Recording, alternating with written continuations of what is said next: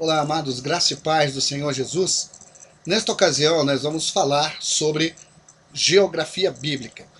Nós vamos procurar ser sucintos, não vamos entrar em muitos detalhes, é somente uma noção das regiões onde houveram muitos desfechos que estão inseridos nas escrituras do Antigo Testamento.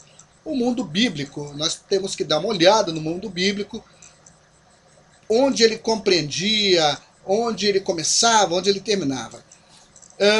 O mundo bíblico, ele começa, vamos começar mais acima, onde está hoje o que é a Turquia, tá bom? Então começa por aí ele pega a Síria, a Mesopotâmia, que está na Babilônia, e nós chegamos até aí, mais ou menos, onde está um pedaço do Golfo Pérsico, pegando até um pouquinho do que é hoje o Irã. Depois pegamos um pouquinho do deserto arábico e vamos entrando na terra de Canaã, que é bem familiar a nós. Então, o que é hoje o Estado de Israel. Então, parte da Jordânia, Gaza, muito conhecido até hoje, por razões óbvias, não é? O Sinai e o Egito. Então esse é mais ou menos o que compreende o mundo antigo bíblico, tá bom? Vamos começar falando do que é a Palestina. A Palestina é nada mais, nada menos que um nome dado pelos gregos por causa dos filisteus. Os filisteus é um povo que não é originário desta região. Eles vieram mais ou menos do que é hoje Creta. Eles tentaram invadir a Grécia, tentaram invadir o Egito, e dado ao fracasso das invasões, eles desembarcaram na costa sul da Palestina, que é hoje mais ou menos ali a região de Gaza, a região de Asdod, em Israel. Então, no século V a.C., Heródoto, o pai da história, ele refere-se à região como a Síria-Palestina, e depois os gregos estabeleceram a distinção entre Síria-Palestina e Celecíria. Mas vamos ficar com a palavra Palestina, que vem do grego Palestina, que quer dizer estrangeiro, imigrantes. E daí vem a palavra latina Palestina. Tá bom? Então, somente para nós termos uma ideia. Mas esta terra também é conhecida como terra de Canaã. O Antigo Testamento jamais faz menção do nome Palestina, senão que vamos encontrar o termo Canaã, ou a terra prometida, que foi dada a Abraão e seus descendentes. Então precisamos aí entender, tem um significado importantíssimo para nós, a nível de crença, a nível de Bíblia. É muito importante para nós conhecermos esta terra. Bem, esta terra ela começa no norte, ela tem um limite natural, que são as montanhas do norte de Israel, onde está o famoso Monte Hermon. Depois nós temos a Galileia, está mencionado na Bíblia, nós depois vamos ver um pouquinho a fundo isto. E ela vamos descendo, como estamos começando no norte, aí vamos passar agora por Samaria, também muito conhecido na Bíblia, uma região também que é mencionada várias vezes na Bíblia. É bom vocês lerem bastante como isso começou, por que houve aquele problema seríssimo entre judeus e samaritanos. Isto é bem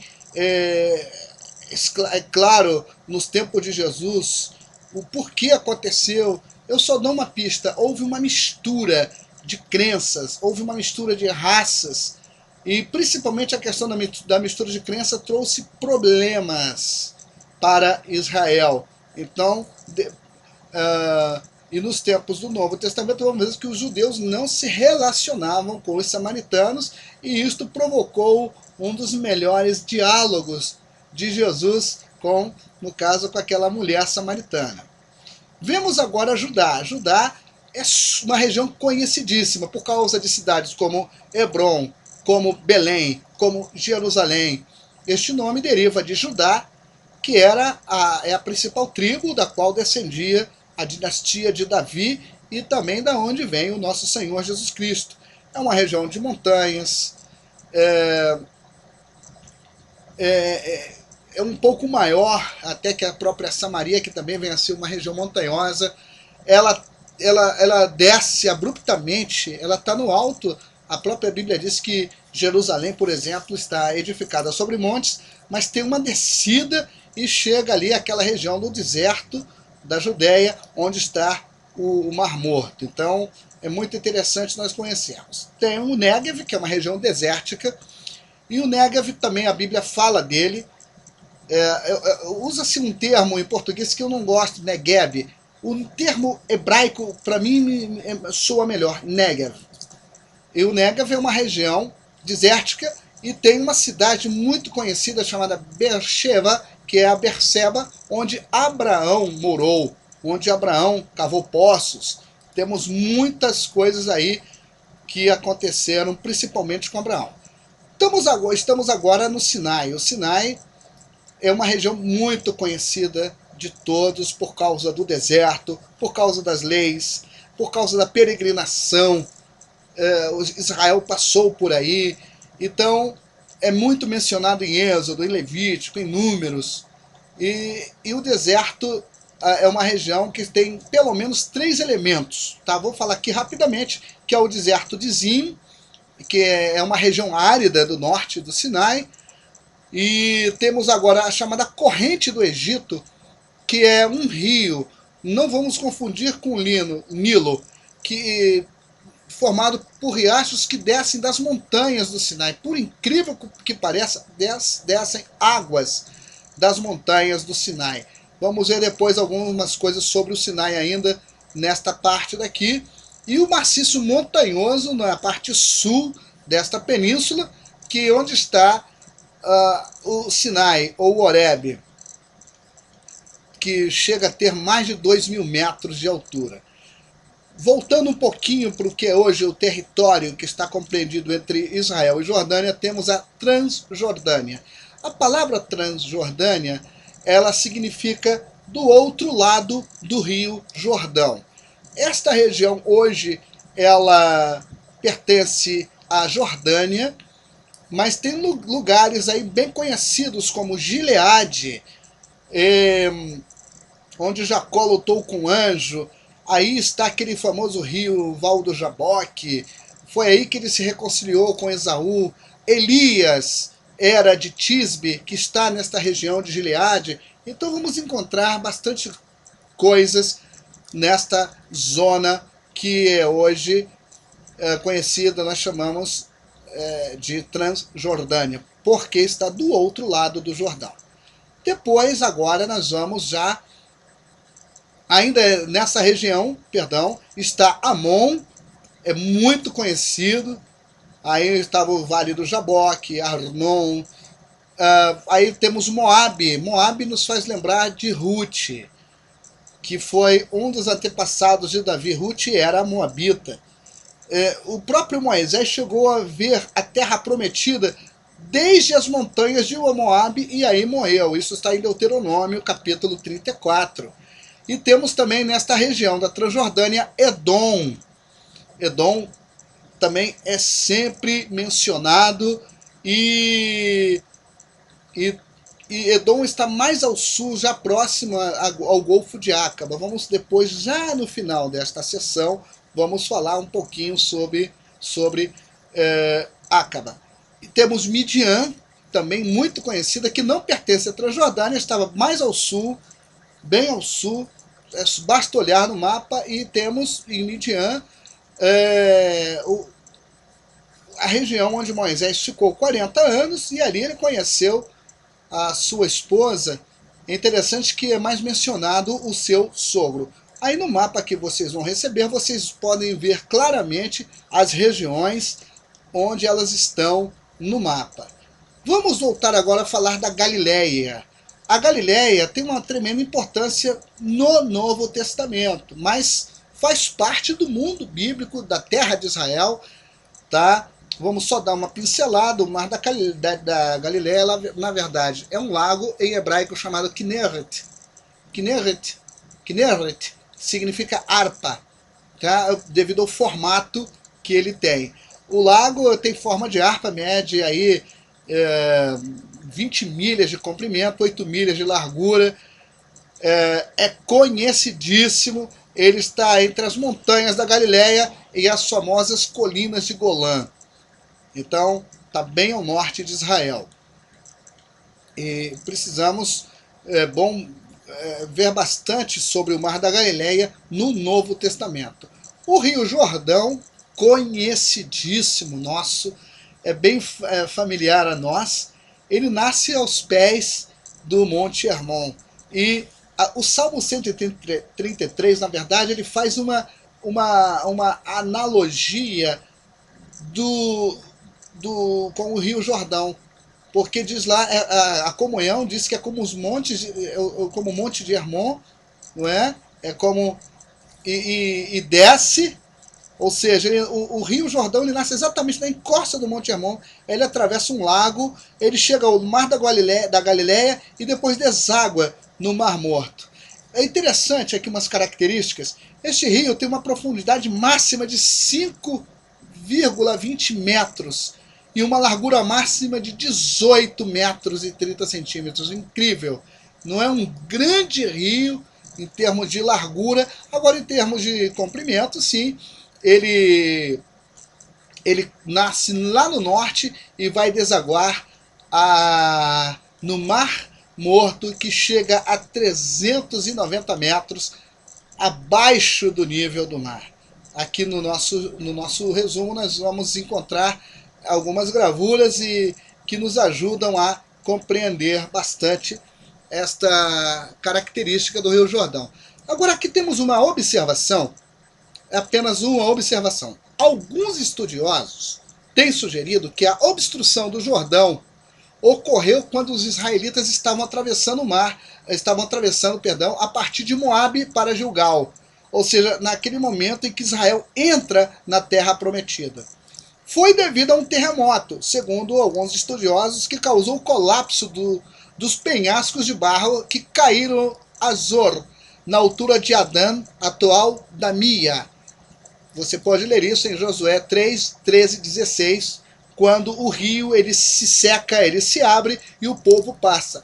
No ano 1267 depois de Cristo, aconteceu isto, um terremoto, e bloqueou, caiu penhascos, caíram terras, imagina, igual quando tem uma queda de barreira, e represou o rio. Obviamente, as águas estando represadas vão se secar. E isto aconteceu de novo com um outro terremoto em 1927, 660 anos depois.